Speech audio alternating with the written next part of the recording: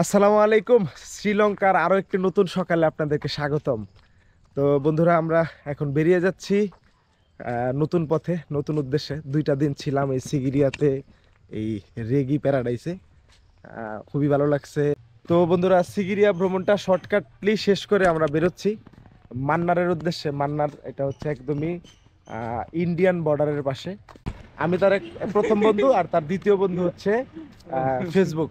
যে ফেসবুকে সে একটু পরপরই থাকে, আর মডেল তো আমার মডেল যেহেতু, মানে আমি তো অন্যের ছবি তুলতে বেশি পছন্দ করি, তা আমার যেহেতু মডেল, সে আপনার ভালো ভালো ছবি তোলে, মানে ভালো ভালো ছবি উঠে তার, সেগুলো আপলোড করলে ভালো লাইকও কামায়। তো আপনার কি অবস্থা ফেসবুকের হালাত ভাইয়া?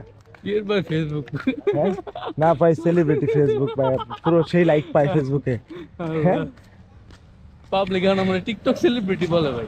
ও আচ্ছা। আমার ভাই একটা দুঃখ, মানে আমার হাতের ভিডিও এই শুভ ভাইয়ের লাখ লাখ ভিউ হয়, আমার ভাই ভিডিও টিকটকে 1000 হয় না। টিকটকে আমি আসলে ওই রকম ভাবে সময় দেই না, যদিও আসলে টিকটকের প্ল্যাটফর্মটা নাকি অনেক বড়, আসলে ওইখানে কাজ করার অভিজ্ঞতা কম। যারা হবে আশা করি আপনার কাছ থেকে শিখে আমরা টিকটকে আপলোড করে ফেসবুকে আমাদের ভিউয়ারদেরকে আনতে পারবো। হ্যাপি লাইফ শ্রীলঙ্কা চলছে, ব্যাকপ্যাকিং। আসলে আমি শ্রীলঙ্কা আসার আগে ভাবছিলাম কিভাবে প্ল্যান করব, কিভাবে আসবো, কিভাবে ঘুরবো। আপনি শ্রীলঙ্কাতে সব জায়গায় ইংলিশে কথা বলতে না পারলো, মেইন মেইন অ্যাট্রাকশন অথবা টুরিস্ট প্লেসে অটো অথবা ট্রান্সপোর্ট যেগুলোতে ট্যুরিজমের প্রয়োজন পড়ে, ওইখানে কিন্তু আপনি ইংলিশে কথা বলে চলতে পারবেন। এখন আমাদের সিগিরিয়া বাস স্ট্যান্ড যাওয়ার পালা। ওইখান থেকে উনাগিরি, উনাগিরি কইলো না, উনাগিরি না, না না উনাগাতি। ভাই যে নাম ভাই, তামিল নাম ভাই সব। আমি ভুলে গেছি, জিজ্ঞেস করতে হবে, সমস্যা নেই। বাস স্ট্যান্ডে গিয়ে দাঁড়াই।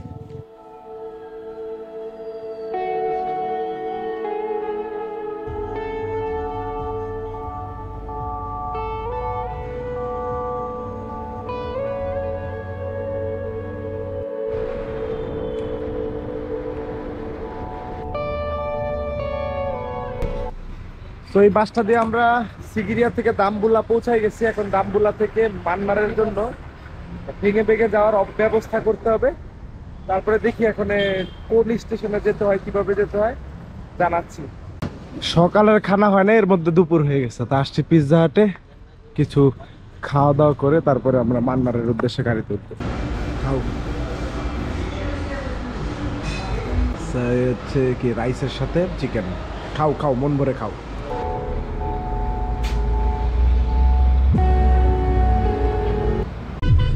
দাম্বুলা থেকে আপনার মান্নারের ডিরেক্ট কোনো গাড়ি নেই। তা আমরা একটা এসি গাড়ি পাইছি, যেটা আসলে কলম্বো থেকে আনুরাধাপুরা যায়। তা আমরা আনুরাধাপুরা নামবো, অথবা এখান থেকে আবার লোকাল বাস আছে একটা, যেটা হচ্ছে ভাবুনিয়া যায়। ভাবুনিয়া থেকে তারপরে মান্নার যাওয়া যায়। তা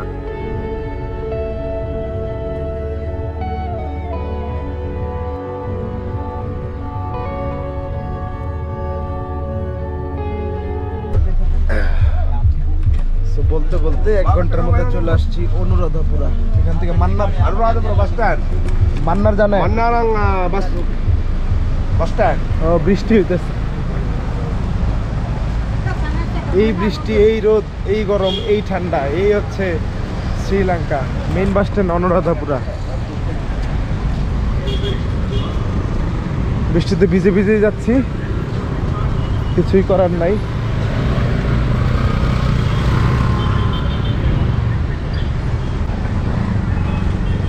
তো বন্ধুরা, এই স্ট্যান্ড থেকেও আপনার ডিরেক্ট মান্নারের গাড়ি নাই, যেগুলো কলম্বো থেকে আসে আনুরাধাপুরা হয়ে, ওইগুলো হচ্ছে আপনার মান্নার যায়। তো আমাদের এখন যেতে হবে হচ্ছে এই গাড়িটা দিয়ে ভাবুনিয়া, ভাবুনিয়া থেকে তারপর হচ্ছে মান্নার। আসলে এইটাও একটা অন্যরকম এনজয়, নতুন নতুন বাস, নতুন নতুন জায়গা। চলেন উঠা যাক অশোক লেল্যান্ডের গাড়িতে। অশোক লেল্যান্ড ইন্ডিয়াতে যেমন পপুলার, অশোক লেল্যান্ড আপনার শ্রীলঙ্কাতেও পপুলার। অশোক লেল্যান্ডের গাড়ি দিয়ে চলে এগুলো বাস। বুদ্ধা দেখতে পাবেন আপনারা, গান চলবে, টিভিও আছে। So enjoy the journey man.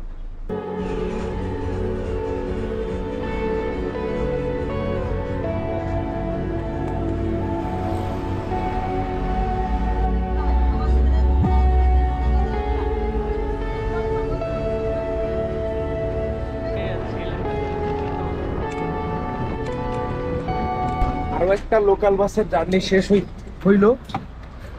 আর নতুন করে এই যে দাদা দেখাই দিল আমাদেরকে, এই বাসটা মান্নার যাবে, জাফনা ভাবনিয়া। কিন্তু আমরা তো জাফনা যাব না, মান্নার যাব, হয়তো এইটাতে উঠতে হবে। আজকে সারাটা দিনই আসলে জার্নি করতে করতে যাচ্ছে, কিন্তু এনজয় করতেছি। আসলে প্রত্যেকবার একটাই কথা, কারণ এনজয় ছাড়া আসলে এত বড় জার্নি করা সম্ভব না।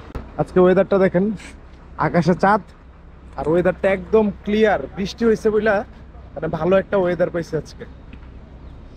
এটাই মনে হয় মান্নার যাইব। মান্নার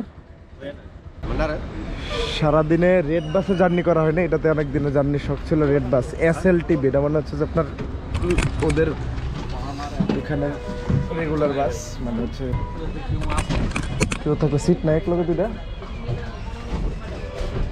সবাই তো সিট দখল করে রাখছে।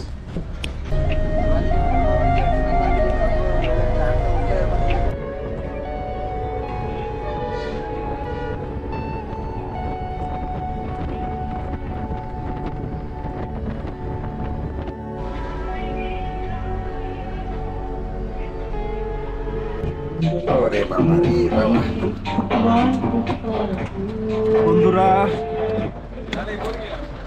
সিগিরিয়া থেকে 175 কিলোমিটার পথ পাড়ি দিতে 4টা পরিবহন পরিবর্তন করছি। ফাইনালি সকাল 11টার দিকে রওনা দিয়ে এখন বাজতেছে সন্ধ্যা 7:30। এখন পৌঁছাইছি।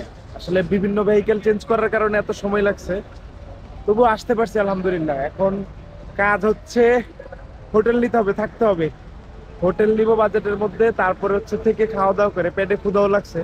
আসলে জার্নি করতে করতে খাবারের কথাটা আসলে চিন্তা করেও লাভ নাই, কারণ জার্নি এরকম ব্রেক পাইনি যে খাওয়া দাওয়া করে নিব। এখন আপাতত খাওয়া দাওয়া করে হোটেল নিব, তারপরে থাকবো। কালকে হবে ভ্রমণ, তো দেখা হচ্ছে, বাকি বিস্তারিত আলোচনা হচ্ছে। বন্ধুরা, আজকে একটু এই মান্নারে এসে আপনার হোটেল খুঁজে পেতে একটু বেগ পেতে হচ্ছে।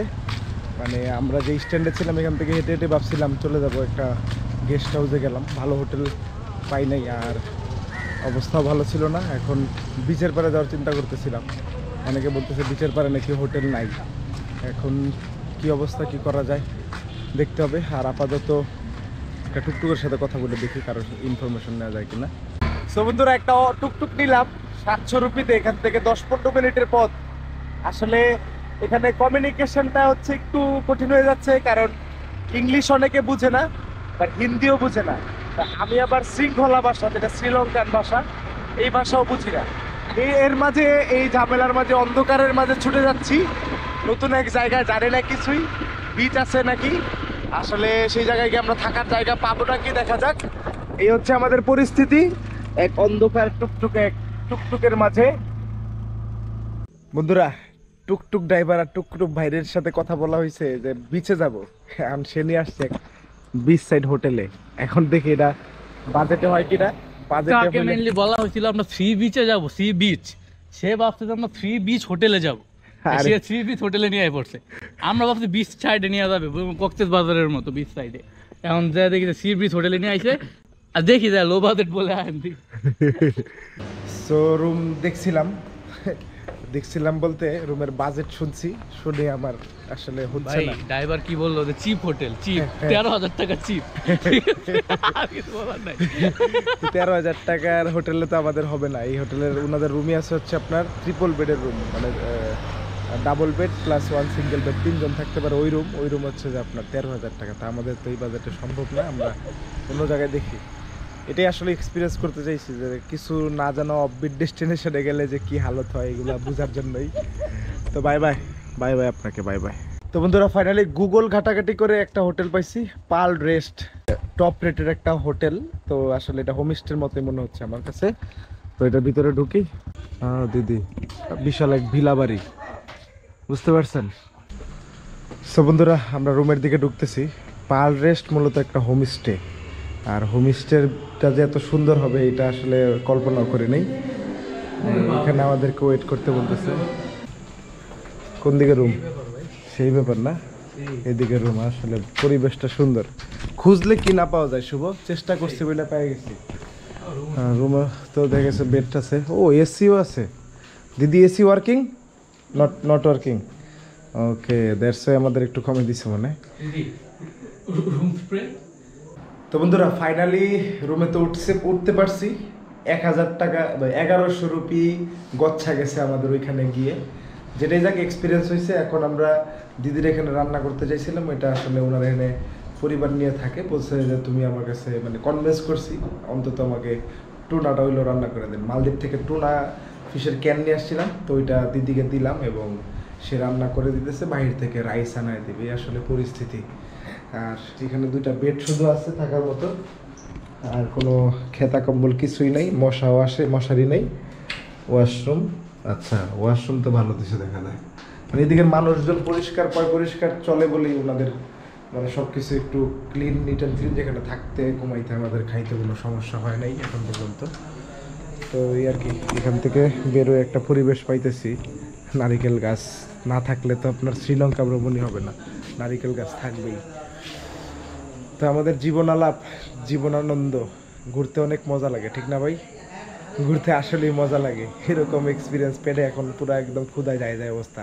সারাদিনে শুধু KFC-তে খাওয়া দাওয়া করছি, একটু তো ওটাও আসলে পেট ভরে হয় নাই আমাদের। এখন ভাতটা খাইলে হয়তো একটু পেটে কিছু যাবে, তারপরে একটু শান্তিতে ঘুমাবো। তো ইনশাল্লাহ দেখা হচ্ছে আগামীকালকে।